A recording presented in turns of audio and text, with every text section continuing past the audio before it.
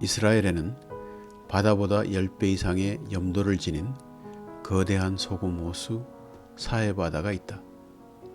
워낙 염도가 높기 때문에 물고기나 해양동물, 심지어 해초도 자라지 못하는 곳이다.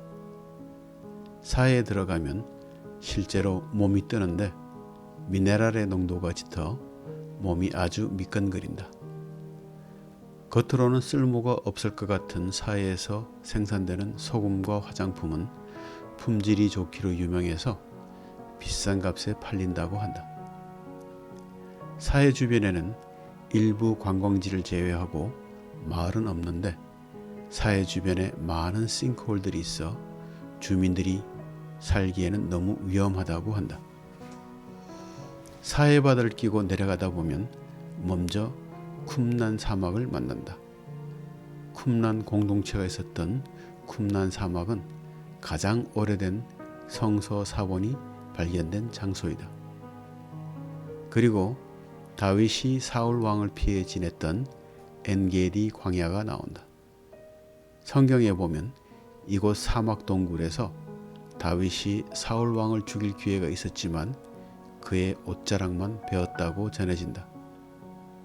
엔게디에는 시원한 폭포가 흐르는 오아시스가 있다.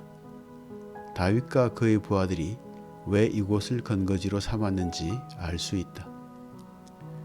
그리고 끝없는 바위산 행렬이 펼쳐지는데 바위산 꼭대기 한 곳에 마사다라는 요새가 있다.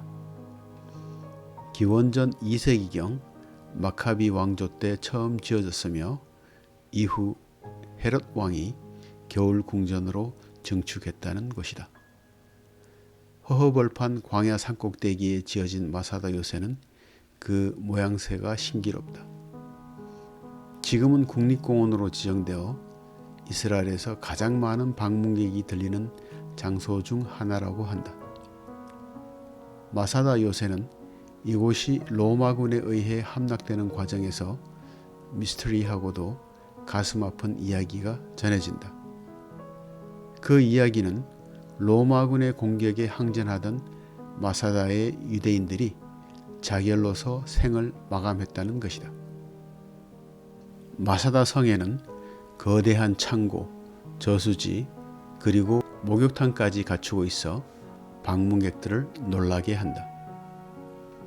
저항군들은 이곳 마사다에 진을 치고 항전했으며 로마군들은 성 아래편에서 진지를 구축하고 성으로 출입을 막아 고립작전을 쓴다. 계속해서 저항군들이 버티자 로마군은 공격을 위해 산 아래에서 성벽 높이까지 전차를 올릴 수 있는 길을 건설한다.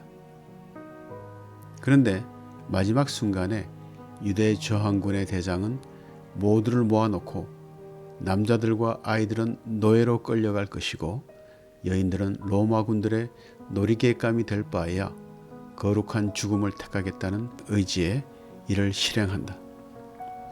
그리고 로마군이 마사다 요새에 침입했을 때 숨어있는 몇몇의 여자와 어린이를 제외하고 모두 자결한 상태였다.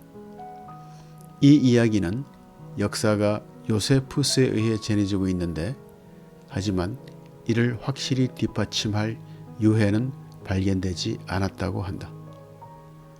마사다를 둘러보면서 가장 미스터리했던 점은 풀 한 폭이 나지 않고 우물도 없는 산꼭대기에 어떻게 용수를 공급했느냐 하는 것이다.